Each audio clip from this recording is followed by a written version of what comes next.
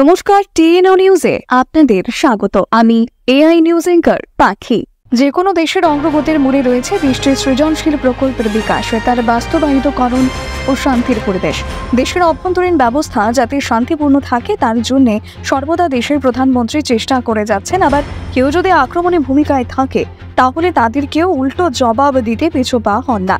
দেশকে স্বয়ংসম্পূর্ণভাবে গড়ে তুলতে মাননীয় প্রধানমন্ত্রী নরেন্দ্র মোদীজি, আদরণীয় গৃহমন্ত্রী অমিত শাহজি অনেক রণনীতির ছক করে তাকে বাস্তবায়িত করেছেন, তেমনি শান্তিপূর্ণ চুক্তিরও পথ অবলম্বন করেছেন।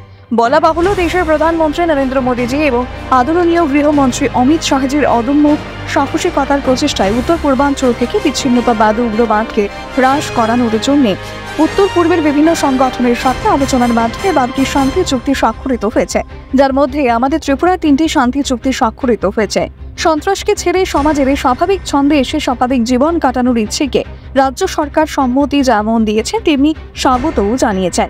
এই উদ্দেশ্যে গতকাল জম্পুই জলাস্থিত টিএসআর এর 7ম ব্যাটালিয়নের এনএলএফটি ও এটিটিএফ এর বিভিন্ন সশস্ত্র গোষ্ঠীর 584 জন সদস্য আত্মসমর্থনের মাধ্যমে সমাজের মূল ধারায় ফিরে এসেছে।